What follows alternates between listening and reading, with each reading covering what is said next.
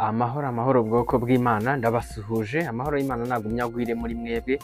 Suhuje abahereye hirya no hino barimo kumva ururimi rw'ikinyarwanda kandi n'abatuye mu gihugu cy'u Rwanda mwese ndabasuhuje aho muherereye hose, icyo waba urimo gukora icyo ari cyo cyose ndabasuhuje, amahoro y'Imana nagumya abane namwe. Niko dusuhuje na bagenzi bacu ubwoko bw'Imana muherereye muri Afurika yose, abaherereye muri Amerika, ubwoko bw'Imana muri Aziya, muri Europe, ubwoko bw'Imana muri Australia, ubwoko bw'Imana buri hirya no hino, icyo mwaba muri gukora cyose ndetse n'ubuzima mwaba murimo bwose, bwaba burimo kubagora uko bwaba bumeze, ariko amahoro y'Imana nagumya abe mu ruhande rwanyu. N'ubundi ubasuhuza ni mugenzi wanyu ubwoko bw'Imana Anastase Sibomana, mu kiganiro cyatumenye amateka mu iyobokamana kinyura kuri Irera TV1 buri munsi. Ubwoko bw'Imana n'ubundi duterwa ishyaka no kwiga ijambo ry'Imana ndetse no gusobanukirwa iby'Imana ishaka kugira ngo dukore igikwiriye nk'abazagororerwa ingororano mu bwami bw'Imana nk'abana b'Imana. Ubwoko bw'Imana n'ubundi intego yacu ni ukumenyekanisha ukuri kw'ijambo ry'Imana ndetse by'umwihariko n'inzira y'ukuri ijya mu ijuru. Yego, ubwoko bw'Imana buri gihe, buri hantu, kuri buri gikorwa duhoza umutima ku by'iwacu mu ijuru. Bibiliya hari icyo ibyerekanaho kandi dukwiye gushimangira no gutindaho kugira ngo tumenye icyo turaba turimo gukora mu gihe turimo muri iyi si, mu gihe turi kwitambukamo. Niho Pawulo yandikiye n'ubundi Abakolosayi ibice 3 umurongo wa mbere kugera ku wa 2, yabandikiye ababwira ati: nuko rero nimba mwarazuranywe na Kristo, mujye mushaka ibiri hejuru aho Kristo ari, yicaye iburyo bw'Imana. Mujye muhoza umutima ku biri hejuru atari ku biri mu isi. Yego, urwa butumwa bwiza uko bwanditswe na Matayo ibice 6 umurongo wa 19 kujya ku 21 haranditswe ngo: nimukibikire ubutunzi mu isi, ahubwo aho inyenzi n'ingese ziburya kandi abajura bacukura bakabwiba, ahubwo mwibikire ubutunzi mu ijuru, aho inyenzi n'ingese zitaburya n'abajura ntibacukure ngo babwibe, kuko aho ubutunzi bwawe buri ariho n'umutima wawe uzaba. Ariko turebye iyi mpande n'impande n'ubuzima tubamo bugiye butandukanye, hari abibeshya bakanatubeshya ko ari ubwoko bw'Imana, ariko aho bahoza imitima yabo n'ubundi hari abatamaza. Bibiliya nabo hari icyo ibavugaho kandi tukwiye kuhatinda kugira ngo tumenye nyirizina icyo Bibiliya yerekana yuko nta kintu ihisha. Urwandiko Pawulo yandikiye Tito igice cya mbere umurongo wa 16 aramwandikira amubwira ati: bavuga yuko bazi Imana ariko bayihakanisha ibyo bakora, bene abo nabo kwanga urunuka, ni abatumvira Imana, no ku mirimo myiza yose ntacyo bamaze. Ndetse n'ubutumwa bwiza uko bwanditswe na Matayo ibice 7 umurongo wa 16 kugera ku murongo wa 17 haravuga ngo: muzabamenyera ku mbuto zabo. Mbese hari usoroma imizabibu ku mpungenge cyangwa imbuto z'umutini ku gitovu? Nuko igiti cyiza cyose cyera imbuto nziza, ariko igiti kibi cyera imbuto mbi.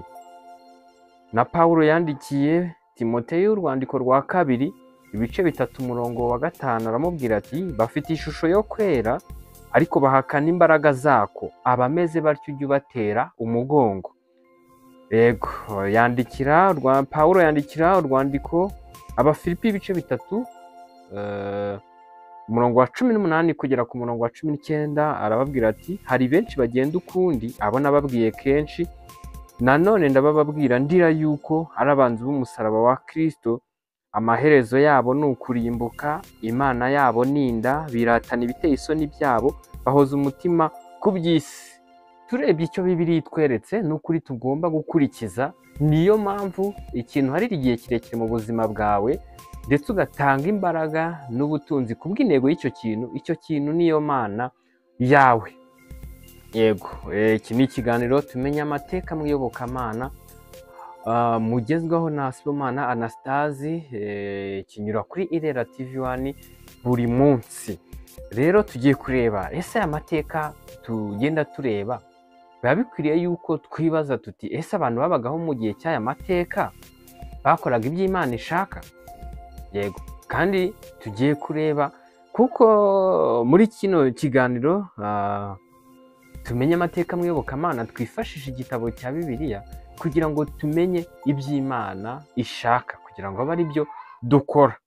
Yego rero tugiye kurebera hamwe amateka yaranze iyi tariki cumi na karindwi z'ukwezi kwa 11.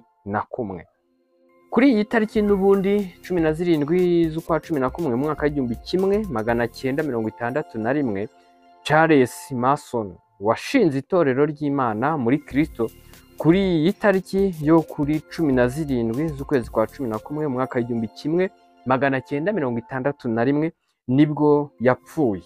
Yego nibwo yasohotse muri iyi si, nibwo igihe cye cyo kwerekana uwo ari we cyangwa gusobanura uwo ari we, kugira ngo icyo yateganirijwe bizagaragare yuko yagikwiriye. Kuri iyi tariki nibwo yasoje mission ye muri iyi si. Iri torero yishyiriyeho ku giti cye niryo torero rya mbere rikomeye ryaturutse muri Azusa Street Revival i Los Angeles, aho Mason yakiriye umubatizo wa Roho Mutagatifu. Yego murakoze rero kuba mu uyu mwanya w'aya mateka turi kumwe kandi dufatikanyirije hamwe no gukomeza kubasangiza aya mateka kugira ngo turebe icyo Imana iyavugaho nicyo tukwiriye gukora. Tugiye kureba nyirizina ese ko bigaragaye yuko uyu Charles yashinze itorero ry'Imana muri Kristo Yesu. Itorero ry'Imana Bibiliya rivugaho iki? Imana yarivuzeho iki? Tugiye kureba itorero nyaryo rikwiriye icyo Bibiliya irivugaho. Yego tugiye kureba turebe nyirizina itorero ry'Imana cyangwa itorero rivugwa muri Bibiliya ni irihe? Ni iki? Igisobanuro cyaryo ni iki? Itorero ubundi ni abantu bose bizeye Yesu Kristo nk'umucunguzi wabo. Yego itorero igisobanuro cyaryo ni abantu bose bizeye Yesu Kristo nk'umucunguzi wabo. Bishatse kuvuga iki? Itorero ntabwo ari ukuvuga ngo ni abantu baboneka mu nzu iri aha n'aha, ni abantu bari mu muryango w'aha n'aha. Umuntu wese wizeye Yesu Kristo nk'umucunguzi we, uwo nguwo ari mu itsinda ry'itorero ry'Imana. Yego ari ryo torero rya Kristo. Tugiye kureba Bibiliya ikikomeza ibivugaho. N'ubundi usanga itorero igisobanuro n'ubundi uraza gusanga ari umubiri wa Kristo. Yego icyo Bibiliya ivuga. Tugiye kureba mu Befeso ibice 5 umurongo wa 29 kugera kwa 30 haravuga ngo kuko ari nta muntu wakwanga umubiri we, ahubwo yawugaburira akawukuyakuya nk'uko Kristo abigirira itorero. 30 kuko turi ingingo z'umubiri we. Hano hatweretse yuko Kristo ari we torero, noneho abamwizeye bakaba ari ingingo z'uwo mubiri cyangwa abagize iryo torero rya Kristo Yesu. Mu Baroma ibice 12 umurongo wa 4 kugera kwa 5 haravuga ngo nk'uko mu mubiri umwe dufite ingingo nyinshi kandi ingingo zose zikaba zidafite umurimo umwe, natwe niko turi kuko turi benshi nyamara turi umubiri umwe muri Kristo. Umuntu wese ni urugingo rwa mugenzi we. Aha ngaha hakomeza yongera habishimangira yuko Yesu Kristo ari we torero ry'Imana cyangwa ari we torero abantu twese tugomba kwisangamo, abizeye Yesu Kristo ndetse muri rusange ubwoko bw'Imana kwisanga muri Kristo Yesu. No mu Bakolosayi igice cya mbere umurongo wa 17 kugera kwa 18 haravuga ngo yabanjirije byose kandi byose bibeshwaho nawe. Uwo ni Kristo bavuga, niwe mutwe w'umubiri, niwe torero kandi niwe tangiriro, ni imfura yo kuzuka mu bapfuye kugira ngo abe uwa mbere uhebuje byose.